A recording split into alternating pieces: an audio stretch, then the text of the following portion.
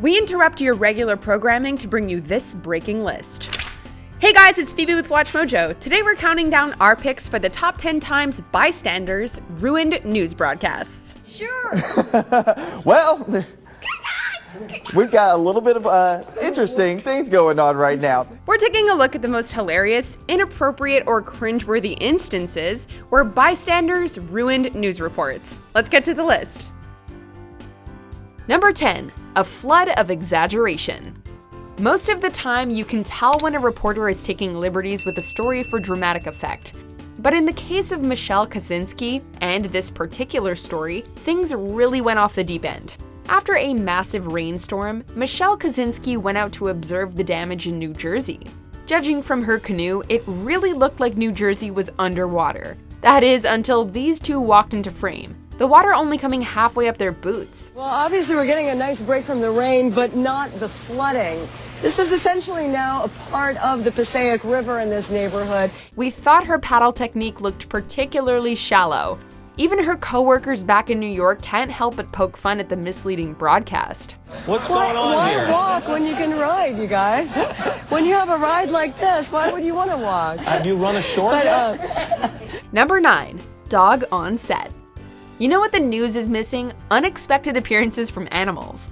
In the middle of her report, Russian news anchor Ilona Lenart was caught off guard when an adorable pup appeared behind her desk.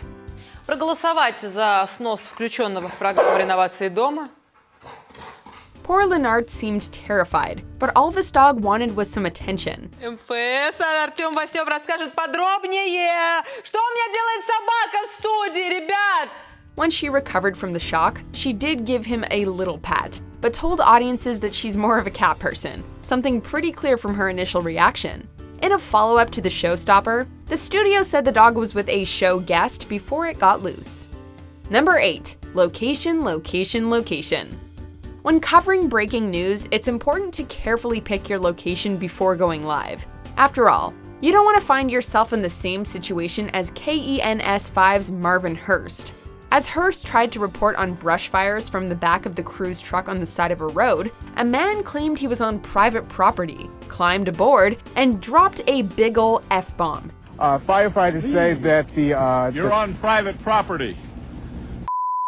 He then started harassing the crew and messing with their equipment. All right, tell him that's assault. Don't touch you, just...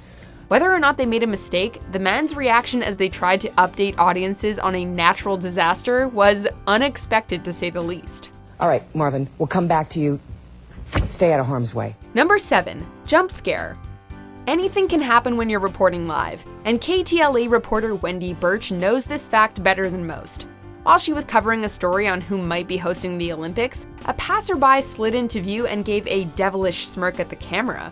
What followed was perhaps the best jump scare in journalism history. And it's likely one of those international cities might... scared the shit out of me. We're working here, man. The crew didn't seem to appreciate the prank, telling him that they were trying to work, but viewers at home certainly got a good chuckle. And Birch couldn't stop laughing after getting over the initial fright. Number 6. A short investigation.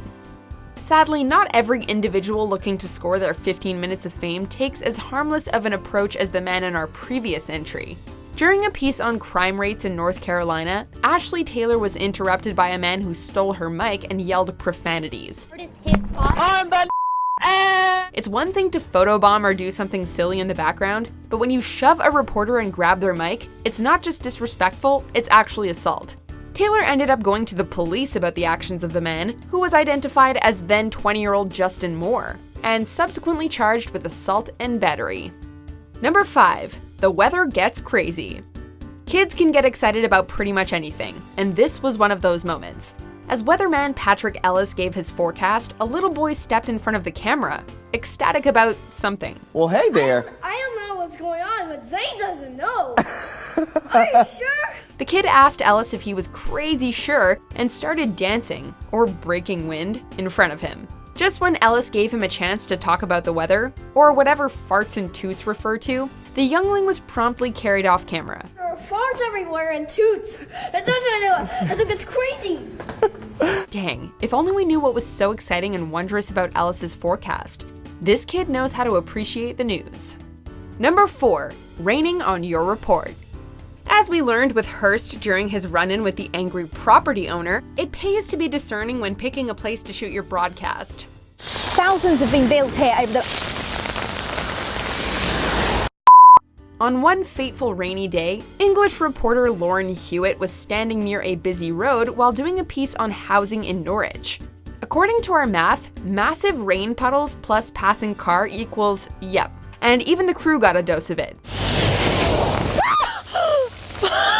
Hewitt's facial expression is absolutely priceless. With her back to the road, she never saw the wave of dirty puddle water coming. Live TV or not, she couldn't help but let out an expletive. And honestly, we can't hold it against her.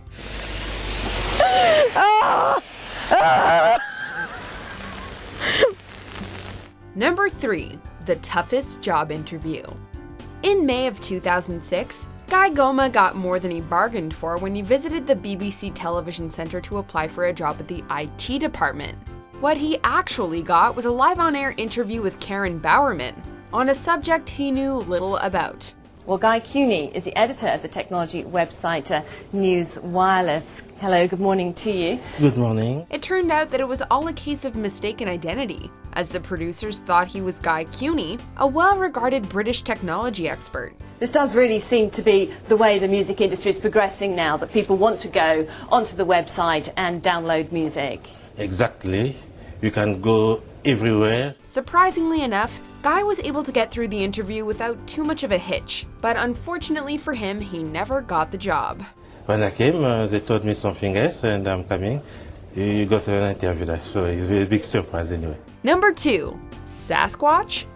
There's been a few odd encounters on the list so far, but none quite as strange as this peculiar moment. It was an unusually snowy day for this reporter, and things got more unusual when a person in a costume walked into frame. At about 6:15 to 6:30, it has not let up at all. Wait, could it be Sasquatch? Nah, the costume's too big and bushy. Whether it was Sasquatch or not, our reporter couldn't help but laugh. And even multiple people have even gotten stuck here. Props to her for managing to get through the rest of her broadcast. If we were in her shoes, we'd either be creeped out or freeze up in shock. So we are continuing to stay here at the X here in Springfield, and we'll keep you updated with how conditions are here. Before we continue, be sure to subscribe to our channel and ring the bell to get notified about our latest videos. You have the option to be notified for occasional videos or all of them. If you're on your phone, make sure you go into your settings and switch on notifications. Number 1. A father at work. And what will it mean for the wider region? I think one of your children has just walked in. I mean, shifting. This interview couldn't be more perfect. As Professor Robert Kelly spoke to BBC News, his kids opened the door and crashed the segment. Seconds later, his wife rushed in, grabbed the kids and closed the door while keeping low to avoid the camera.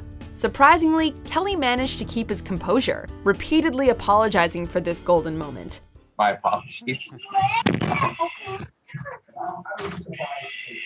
What's this going to mean for the region? Don't be sorry, please. This made our day. Sometime after this segment went viral, BBC News conducted another interview with Kelly, only this time it was to respond to the video and introduce his family properly. We apologize if it seemed like stonewalling. We just didn't know how to respond. We didn't really know. We'd never had anything like this before. Robert Kelly should thank those kids for making him a household name. What'd you guys think of our list? Let us know in the comments or tweet me at Phoebe_WM. Don't forget to check out this video.